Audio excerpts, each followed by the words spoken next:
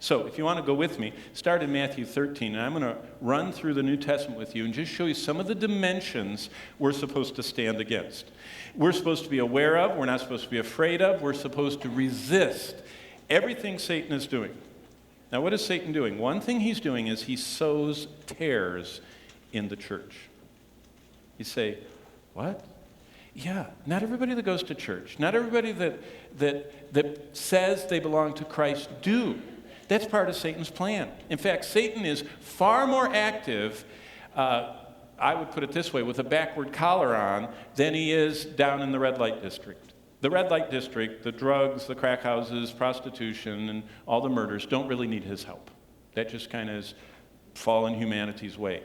Where he loves to work is transforming and masquerading in religion. And the primary place Satan has worked today is in the religious realm. If he can just get people to believe something slightly off about the Lord, like believe that Jesus is a great prophet, but he's not God, especially not God the Son, or believe that Jesus is a great moral teacher, but he is not the risen and reigning Son of God, or to believe that Jesus was not virgin born, he just was like everybody else, but God really used him. I mean, there's so many variations. That Jesus is an angel, Jehovah's Witnesses. That Jesus is Satan's brother, Mormons. That Jesus is a great prophet, Muslims. That Jesus is a great moral teacher, Buddhists, Confucius, Taoists, all of them. He's just one of many. See, if you just miss him, the reality, that's Satan's plan. Now look what it says in Matthew 13:25. Satan is dangerous because he multiplies evildoers. While the men slept, his enemy came and sowed tares among the wheat. Now in this Jesus parabolic teaching, the wheat, the ones that bear fruit, are the believers. Tares look like wheat, but they don't have any fruit in them. Darnel is an example of a weed that looks very much like wheat. And the only difference is that wheat has wheat kernels and darnel doesn't. It's just a weed.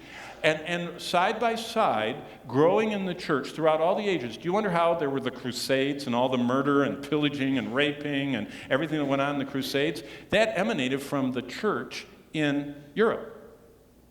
Were those Christians? No. They were people that went to church and thought that just being in the building made them a Christian, and when they had the chance to go pillage and plunder and rape and murder and steal, they could, under the auspices of the church. That's exactly. Satan multiplies evildoers. And verse 38 says, the field is the world, and the good seeds are the sons of the kingdom, the true believers, the born-again ones. But the tares are the sons of the wicked one. Doesn't that sound like what Jesus said in John 8:44? You're of your father, the devil. The lust of your father you will do. Who is he talking to? The religious leaders of the temple in Jerusalem. He said, you guys are hanging around the temple, but you're not real. You're tares. You're false. You don't have the fruit of the Spirit inside of you. You are sons of the devil. Verse 38, the field is the world, the good seeds are the sons of the kingdom that receive the engrafted word, that are saved. The tares are the sons of the wicked one. Verse 39, the enemy who sowed them is the devil. So where is Satan at work? Is he sowing crack houses? No. Is he sowing, new methods of murdering and extorting money? No.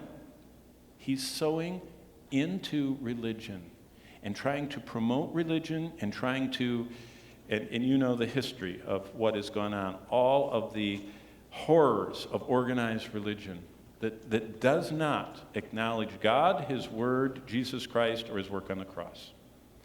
And that's where Satan is most busy, but he's not just there, and we're supposed to resist that. By the way, when I look for books, I love going to book sales at libraries and Goodwills and everywhere else. And if you want to know anything about a book, its veracity, whether it's worth, if it's about the Bible, just look at how they treat the deity of Christ and miracles and inspiration. Do they believe Jesus is the divine God in human flesh, virgin born, and supernaturally raised from the dead? Or do they equivocate and kind of back away from that? Do they believe that what the Bible says is true historically, scientifically, everything else? Do they believe in inspiration? Do they believe in the miracles? Do they believe in the deity? And if not, they're one of these tares. They're a liberal.